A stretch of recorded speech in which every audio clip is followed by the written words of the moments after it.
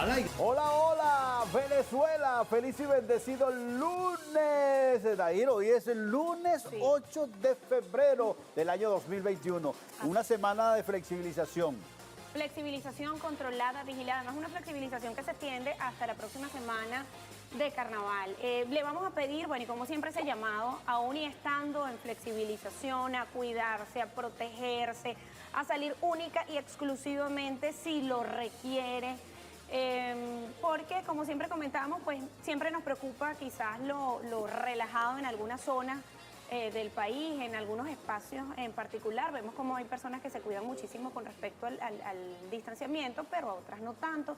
Entonces, bueno, ese llamado creo que nunca está de más. Además, nosotros decidimos cuidarnos. Yo te cuido, tú me cuidas y así sucesivamente. Claro. Nos cuidamos si tú todos. Yo me cuido, si yo me cuido, te cuido. Además, trabajo en equipo. Sí, trabajo en equipo, triunfo seguro. Además, recordemos que debido a la flexibilización que hubo en diciembre, no sé si, Dair, te has dado cuenta que han habido una gran cantidad de personas que se han contaminado y muchos lamentablemente han fallecido. Sí. Por ejemplo, en lo que es el sector de la farándula, de cantantes, lamentablemente en días pasados falleció Eli Méndez. Cantante, intérprete por muchos años de la música de Billos Caracas Boys. Entonces yo creo que eso también nos llama mucho a la reflexión. Han fallecido una gran cantidad de artistas, de figuras públicas que lamentablemente pues creo que fue en ese periodo del mes de diciembre. No, y cada persona que pierde la vida cuenta. Y eso duele, eso duele. Y hay que cuidarse si la responsabilidad o la corresponsabilidad que debemos tener nosotros es utilizar, cuidarnos los mecanismos de bioseguridad, el utilizar el tapaboca correctamente, por supuesto, el lavado de las manos, el alcohol. Yo creo que ya sí forma parte como de nuestra nueva normalidad. Yo creo que cualquier, en el vehículo, por lo menos seguramente tú tienes antibacterial, alcohol, en el bolso igual nosotros. Entonces creo que ya forma parte de un hábito que tenemos, no podemos perderlo y debemos protegernos. Bueno, yo en mi casa ambulante cargo alcohol. En tu gabinete móvil. En mi gabinete móvil. Cargo jabón, champú, de todo. Sí, de la todo. ducha. La ducha completa. Sí. Cuando hablamos del gabinete móvil es el vehículo del señor Pedro Yagure, su gabinete móvil, ahí tiene de todo, es como un motorhome. Sí, más o menos. Porque, bueno, viene una distancia importante de su casa hasta su lugar de trabajo y, bueno, necesita, por supuesto. Con decirle que vivo más en el carro que en la casa. Sí. Tienes una ciudad dormitorio. Ciudad dormitorio. Pero bueno, lo importante de todo esto es que hay que cuidarse. Recordemos, como dijo Dair, bueno, la flexibilización es hasta el próximo miércoles de ceniza, es decir... Miércoles 17, sí. Sí, pegamos prácticamente con los carnavales, así que hay que cuidarse. No hay que soltarse, no. Ahora más que nunca hay que cargar el tapaboca. Igual nosotros hoy vamos a conversar, y se los vamos a adelantar para que estén muy atentos, vamos a conversar con el gobernador de La Guaira, Jorge Luis García Carneiro, porque, bueno, se prepara, por supuesto, La Guaira para recibir un importante número de temporadistas, el cuidar el tema del número de personas según los espacios que estén habilitados. Ellos ya arrancan con ese despliegue o esos preparativos y él nos va a contar cómo será o cómo tienen programado que será esa visita estos días de carnaval. Sí, aun cuando el Estado La Guaira ha preparado unos excelentes carnavales para propios y visitantes, en esta oportunidad simplemente las playas van a estar habilitadas contando con todo lo que tiene que ver con... Bajo la nueva normalidad. La normalidad, bioseguridad, además que va a estar en cada uno de los sectores. Y también nuestro segundo invitado se trata del abogado y constitucionalista Fernando Rivero. Con él vamos analista internacional también. Vamos a estar conversando acerca de las elecciones ocurridas este fin de semana en la República de Ecuador. Sí. 7 de la mañana, 9 minutos, y vamos a revisar información importante que se refleja en medios digitales. Y de inmediato vamos a compartir con ustedes uno de los titulares, ya los van a ver allí en pantalla. Tenemos en esta oportunidad la radio del sur.com.be titula: Gobierno Nacional fustiga ausencia de instituciones colombianas frente a acciones terroristas de Duque. En referencia al ataque terrorista que pretendían ejecutar la derecha venezolana con el apoyo del gobierno de Colombia, que planificaba volar con explosivos la sede administrativa de la Asamblea Nacional y el propio Palacio Federal Legislativo, el presidente de la República Bolivariana de Venezuela, Nicolás Maduro, señaló que alguien tiene que reaccionar en el vecino país ante estos ataques criminales. Él se preguntaba, no hay quien le ponga un parado a Iván Duque. Era la pregunta que formulaba el primer mandatario nacional. Se cuestionó al presidente sobre la ausencia y el silencio cómplice de las instituciones colombianas frente a las acciones criminales comprobadas por la inteligencia y órganos de seguridad de Venezuela que vinculan al jefe de Estado neogranadino. El primer mandatario recalcó que los integrantes de la administración de Duque son terroristas tratando de traer la violencia, la muerte y la masacre para Venezuela. El jefe de Estado exhortó este domingo a la directiva de la nueva Asamblea Nacional a elevar la denuncia sobre los reiterados planes de ataques terroristas contra el país que impulsa la derecha nacional con el apoyo comprobado del gobierno de Colombia encabezado por Iván Duque. Otra de las informaciones que vamos a revisar aparece publicada en la página web de Correo del Orinoco, www.correodelorinoco.gov.be, y tiene que ver precisamente con el inicio de los descensos de casos activos del COVID-19 y con la flexibilización. Y esto lo dijo el presidente de la República en comparación con el incremento de contagios entre la tercera y quinta semana de enero. El periodo comprendido entre el 1 de febrero presentó un ligero descenso de casos activos del COVID-19, precisó el presidente de la República, Nicolás Maduro. Hasta este domingo, Venezuela totaliza 6.851 casos activos, manteniendo así un promedio de 6.873 contagios activos, 456 casos nuevos y 455 pacientes recuperados diariamente. Desde el estado La Guaira recalcó que entre el lunes 8 y el miércoles 17 de febrero se estará vigente el periodo de flexibilización económica, dado que incluye los 3 días del asueto carnestolendo. Dijo el primer mandatario que queremos que en la medida de lo posible y porque Venezuela pueda, con todas estas medidas de bioseguridad, el pueblo de Venezuela, especialmente los niños, puedan hacer uso de su tiempo en carnaval. El 7+7 demostró que permitió las Navidades felices y seguras y ahora también permitirá carnavales seguros dedicados a los niños, enfatizó el primer mandatario nacional. 7:12 minutos, avanzamos y chequeamos telesurtv.net que titula Andrés Arauz y Yacu Pérez avanzan balotaje electoral en Ecuador. Ellos hacen ahí un análisis de este proceso electoral. El candidato por la Unión por la Esperanza, UNES Andrés Arauz, y el aspirante indígena Yacu Pérez disputarán el balotaje del 11 de abril en Ecuador para definir al próximo mandatario del país.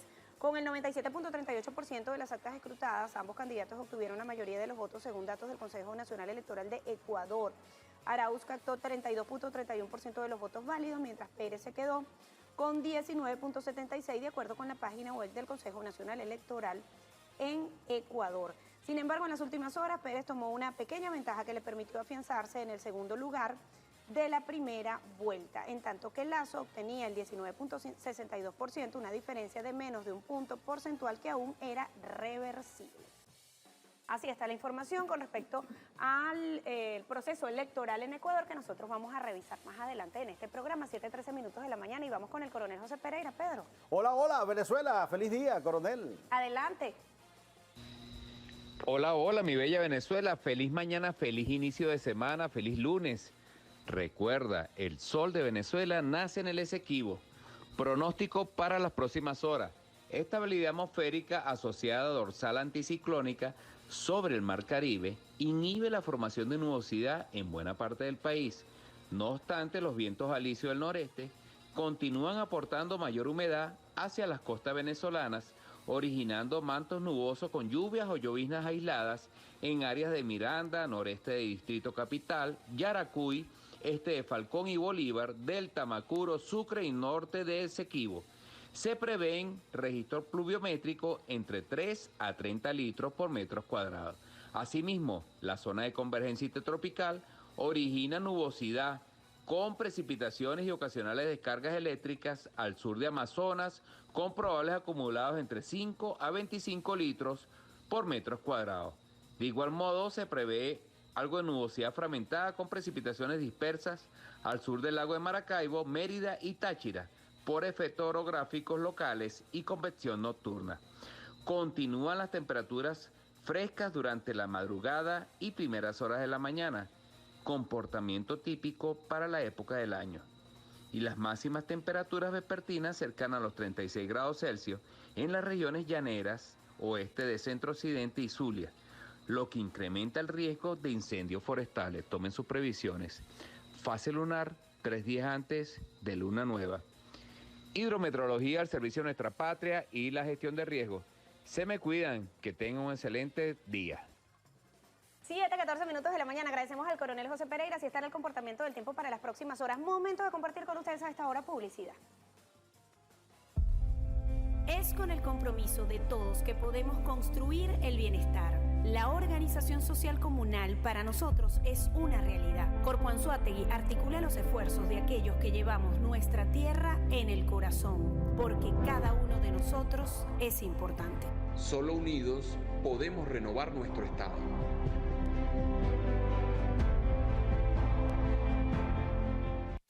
Un tesoro de oportunidades. Con el nuevo servicio preapertura de cuentas del Banco del Tesoro, podrás registrarte y gestionar desde casa la cuenta que tanto anhelas. Es muy fácil. Para mayor información ingrese a www.bt.gov.be. Banco del Tesoro, un banco nacido en revolución. Bolívar, territorio de majestuosos paisajes, caudalosos ríos, culturas ancestrales, historia, tradiciones, emporio hidroeléctrico de Venezuela y estado productivo nacional, con la amabilidad de su gente y una ciudad dinámica que hace de este lugar del país uno de los destinos más atractivos del planeta. Ven, enamórate de nuestros paisajes y culturas, solo el estado Bolívar los tiene. Bolívar, somos todos. La región del centro-occidente del país se destaca con el gobierno potencia que avanza en la consolidación de un Estado sustentable, celebrando 3 años de grandes avances en materia productiva y fortaleciendo el desarrollo de la agricultura del granero de Venezuela, con grandes obras de infraestructura que fomentan el buen vivir del pueblo portugueseño. Portuguesa es potencia. Momento de saludar a las emisoras que se conectan con nosotros el día de hoy, lunes. Corresponde trasladarnos al estado Anzoátegui. Allí está Radio Armonía 89.5. Radio Máster 90.5. Patete Radio 91.7. Reina 93.3. Máster TV. En Puerto La Cruz, el líder 96.3 con Carmilla García. Saludos. Llegamos al estado de Aragua para saludar a Rafael Urdaneta 93.5. Inimay 98.7. Patria 98.3. En La Victoria, Juventud 94.7. Aragüeña 99.5. Telearagua. En Altos Mirandinos está Miranda 100.1. En Apure, Sabana 97.9. Bolivariana 93.7. Voz de Rincón Hondo 93.3. En el estado Bolívar está CBG 106.7. Radio Cima 107.9. Radio Regional Bolívar 101.1. Y en la Gran Caracas, donde usted disfruta una excelente programación de televisión en radio MK 104.9. Redes para que se activen con nosotros, ¿Dónde, BTV Dair? Canal 8, Laire BTV, Pedro J. Yajure y Ral Dair. Por allí nos escriben, participan, comentarios, sugerencias, inquietudes que nosotros por acá, en la medida de lo posible, lo vamos a compartir con toda la audiencia. Tenemos nuestro tema doradito. Se trata de Janet. Pero tú sabes cómo te tarareaste ahorita la canción. ¿Cómo? ¿Por qué te vas? ¿Por qué te vas? Con efectos especiales. ¿Cómo? Ajá. ¿Por qué te vas? Ok, así es. Ese es justo a donde lo que le corresponde a Pedro cantar.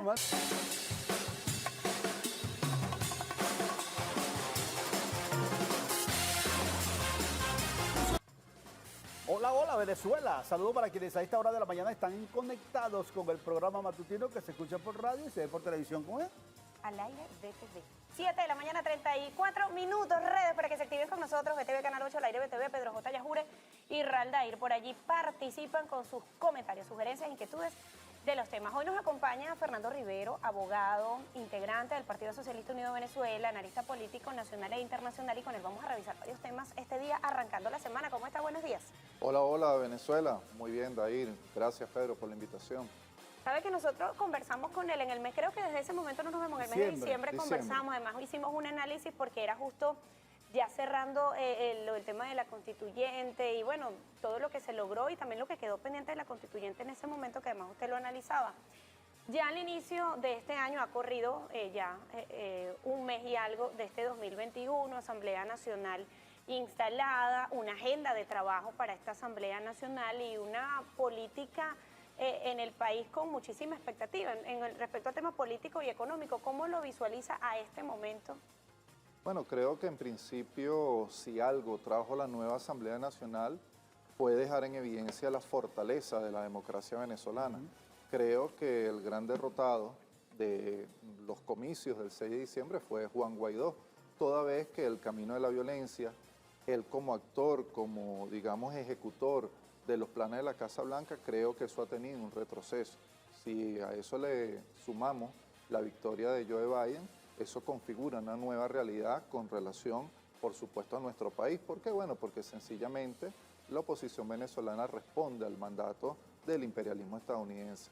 De manera que hoy sigue siendo para la Asamblea Nacional, aparte, por supuesto, de la paz, de la estabilidad política, un elemento central para la discusión, el tema económico. Creo que allí se concentran las preocupaciones de las grandes mayorías nacionales. Entonces creo que ese tema debemos seguirlo trabajando. Todas las personas que creemos en un país mejor tenemos que meternos en ese debate. En el escenario internacional, ¿cómo queda la anterior asamblea y su máximo representante, el señor Guaidó? Bueno, yo creo que en virtud de los resultados electorales ha venido perdiendo todo tipo de credibilidad, ya tenía una legitimidad minada, toda vez que esa Asamblea Nacional estaba al margen del derecho, pero además se intentó una acción inconstitucional que fue prorrogar el mandato de la Asamblea Nacional, la cual fue electa por nuestro pueblo para el periodo 2016-2020, de forma que, de acuerdo al texto constitucional vigente en Venezuela, esa asamblea culminó el día 4 de enero del presente año. De forma que hoy en la comunidad internacional la gran mayoría de los países no puede reconocer y de hecho no reconoce a la Asamblea Nacional. Fíjese, que quiero detenerlo allí porque hablaba del triunfo de Joe Biden en Estados Unidos y de, bueno, de todo lo que ha ocurrido en estos este primer mes y algunas semanas de 2021, y en esto que ha ocurrido está el anuncio del Departamento del Tesoro de permitir a Venezuela algunos trámites o dentro de puertos y aeropuertos. Eso, ¿desde qué punto, qué lectura le damos? Porque así como he escuchado quizás analistas políticos internacionales diciendo, bueno, esto es positivo, también he escuchado analistas internacionales diciendo, bueno, pero si a lo mejor lo permitió, ¿qué viene luego? ¿Será alguna solicitud, alguna petición de Venezuela? Es decir, hay allí como quizás esa situación de no saber qué trae realmente Estados Unidos luego de esa decisión. Sí, esa es la licencia emitida por el Departamento del Tesoro, la 30A. Esa licencia no es otra cosa que el fruto de la presión de las élites del lobby petrolero. Allí particularmente la Texaco ha venido abogando para que se suavicen las sanciones frente a Venezuela. Esto responde, por supuesto, a los intereses de las transnacionales. Ahora bien, Joe Biden está en este momento en una encrucijada. Por un lado, un sector del lobby político, económico, las transnacionales que apuesta por mayores sanciones, mayor agresividad, y por otra parte, otros sectores que creen en la necesidad de suavizar el bloqueo para poder negociar con Venezuela. Sin embargo, en el marco de la doctrina del poder inteligente, del cual Biden es uno de sus fundadores, uno de los pilares fundamentales, podríamos decir que se va a mantener el objetivo estratégico del imperialismo estadounidense de acabar con la revolución bolivariana, y de hecho ya su portavoz desde la Casa Blanca, sede del gobierno de los Estados Unidos, lo anunciaba. Ella decía, en calidad de portavoz oficial, quiero recalcar esto porque no es una declaración de un funcionario menor y se realizó desde la Casa Blanca, ella decía que Estados Unidos iba a persistir en una salida pacífica y democrática para la situación de Venezuela, y eso debemos leerlo como un intento, digamos, la reafirmación del intento de salir del gobierno bolivariano legítimamente electo. Ahora, eso no sería como para complacer algún lobby radical que aún persiste en los Estados Unidos. Sí, desde luego. Recordemos que detrás de Biden está la gente de Silicon Valley, es decir, las tecnologías de punta en materia de telecomunicación e informática. Está también el lobby militar. El señor que está propuesto, el general retirado, que está propuesto para el Pentágono como secretario de Defensa, proviene de una de las industrias militares más importantes, la vicepresidenta Harris también. Estamos hablando de que no solamente los sectores más conservadores están en el Partido Republicano y apoyan a Trump, están también en el Partido Demócrata y por supuesto hacen un gran esfuerzo para que Estados Unidos tenga una política exterior muy agresiva, no solamente con Venezuela, sino con los diferentes países de la región. Ahora, pero esto que ocurrió con ese anuncio del Departamento del Tesoro para puertos y aeropuertos de Venezuela pudiera venir acompañado quizás de otras flexibilizaciones, entre comillas, de otro tipo de medidas para Venezuela. ¿Es viable, quizás desde el punto de vista del análisis y del comportamiento que han tenido hasta ahora?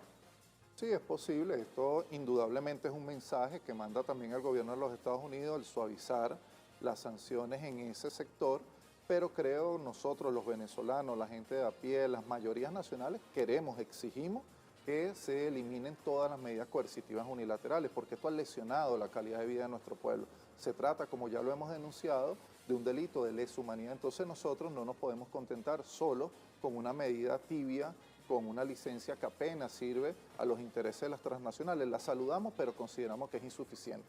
Ahora, Esta nueva política que ha girado 180 grados en los Estados Unidos con Joe Biden, pudiera mejorar las relaciones con Latinoamérica, no solamente con Venezuela, sino con Latinoamérica, tomando en consideración que en los últimos años se han inmiscuido en los asuntos internos de cada uno de los países y eso prácticamente se han visto golpes de Estado, se ha visto prácticamente violación de las constituciones en varios países. ¿Eso pudiera mejorar? Bueno, históricamente lo que ha sido la política exterior de los Estados Unidos, desde la doctrina Monroe hasta ahora, ha estado plagada por un sinnúmero de agresiones a los pueblos del continente. Una prueba de ello fue el arrebato de más de la mitad del territorio a México, invasiones a países como Nicaragua, República Dominicana, Cuba, Haití, Panamá, etc. En el caso del Partido Demócrata y de la última administración, antes de la actual, donde Joe Biden fue el vicepresidente, bueno, allí observamos golpes de Estado, observamos la aplicación del decreto Obama contra Venezuela, vimos cómo por una parte ellos se acercaban a Cuba, pero al mismo tiempo trataron, por supuesto, de cambiar las correlaciones de fuerza en la región y ellos auparon golpes de Estado, ellos auparon, por supuesto, mecanismos al margen del derecho de los pueblos en función, por supuesto, de imponer gobiernos títeres que estén alineados con los planes geoestratégicos de la Casa Blanca. Y eso pasó, por ejemplo, en el caso de Brasil, ocurrió, se inmiscuyeron en los asuntos internos de Bolivia. Podemos colocar una larga lista de todas las agresiones que se desarrollaron, de forma que hoy podemos esperar de Joe Biden cambios, algunos matices distintos, pero en el marco, por supuesto, de los grandes intereses del imperialismo. Igual atentos. Esa medida, decían muchos analistas venezolanos, que pudo haber sido un maquillaje y no prácticamente desarmar todo lo que ha sido las agresiones contra Venezuela. O un mensaje, como dice Fernando Rivero, un mensaje quizás de suavizar un poco, pero igual atento ante cualquier otra medida que pudiera venir por allí.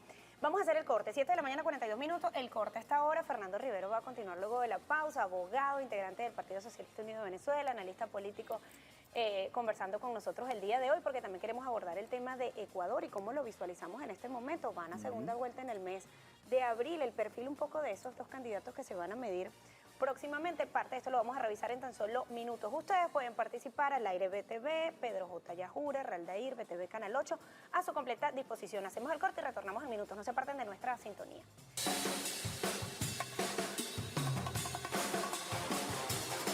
7:49 minutos de la mañana, de vuelta con ustedes. Fernando Rivero, abogado, integrante del Partido Socialista Unido de Venezuela y analista político, nos acompaña esta mañana y queremos revisar lo que fue el proceso electoral el día de ayer de Ecuador. Además, el comportamiento del electorado y las dos figuras que ahora se van a medir en el mes de abril. Sí, bueno, lo primero creo que es necesario destacar es que el pueblo ecuatoriano ha condenado el modelo neoliberal. Recordemos que en el 2019 hubo una insurrección popular como consecuencia de la eliminación de los subsidios al combustible que se enmarcaba dentro de un conjunto de medidas neoliberales del gobierno de Lenín Moreno. El resultado de ayer, con una amplia ventaja del candidato de la fórmula que acompaña a Rafael Correa, creo que da cuenta del descontento marcado de los sectores populares y de la necesidad de una transformación a fondo de la sociedad ecuatoriana. Entonces creo que allí ha sido derrotada la política exterior de los Estados Unidos y también los sectores elitescos más conservadores del Ecuador. Ahora, llama mucho la atención que los últimos dos candidatos que quedaron en la punta son de izquierda. ¿O hay algún engaño allí con la verdadera izquierda? Mira, nosotros desde Venezuela siempre hemos sido muy respetuosos claro. de la soberanía. Pero analizando esa situación política que vive allí. Ahora bien, estos dos candidatos fueron parte de las fuerzas políticas que participaron junto al pueblo ecuatoriano de la insurrección del año 2019, donde buena parte del pueblo ecuatoriano se levantó, como ya te comentaba. Ahora bien, Pachakutik, que es la segunda fuerza que hoy pasa a la segunda vuelta, me refiero Yacu a la Pérez. de Yacu Pérez, el candidato Yacu Pérez. Pachakutik en aquel momento, en esa insurrección, tuvo un acuerdo con el gobierno de Lenín Moreno. Eso llama poderosamente la atención porque, bueno, lamentablemente también Pachacutí con ese acuerdo le hizo daño a lo que pudo ser una salida política mucho más rápida que le aliviara el sufrimiento al pueblo ecuatoriano. Nosotros creemos que la fórmula que encabeza Arau va a obtener una victoria, acaba ya de hecho de tener un margen, una mayoría, una diferencia holgada, y creo que esa va a ser finalmente la fórmula electoral que va a obtener un triunfo que va a refrendar la soberanía del Ecuador. Ahora, disculpa, Dair. Ahora, la derecha allí internamente recibe una elección.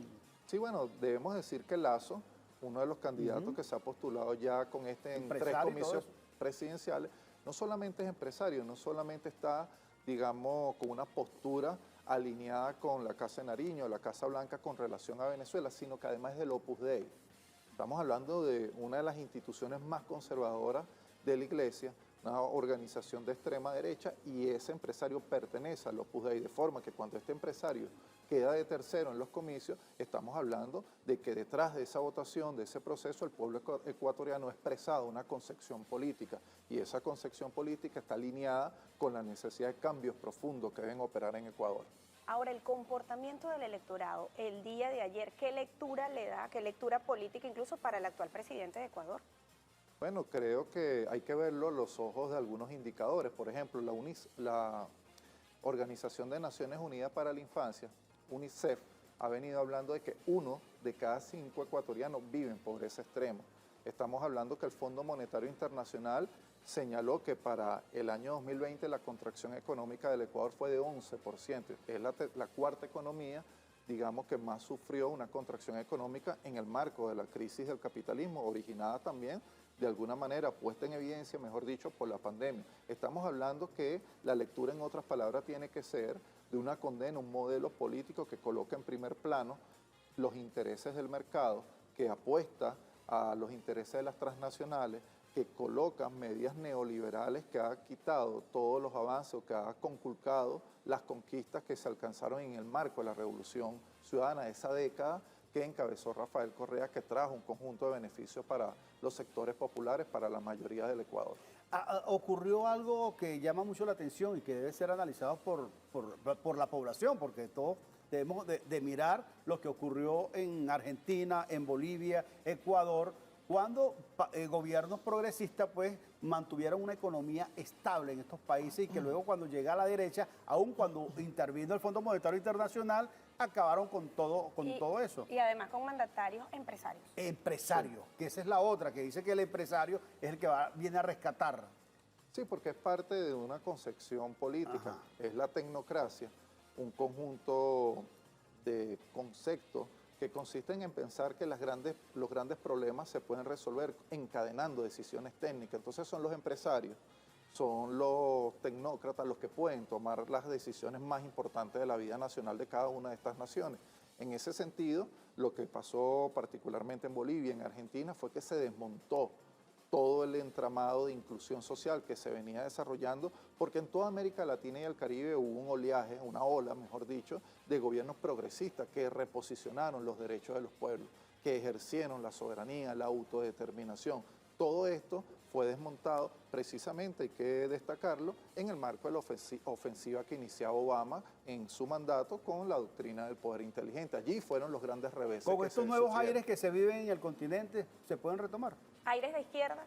Sí, yo creo que estamos ante un nuevo cambio, una ola de victorias populares.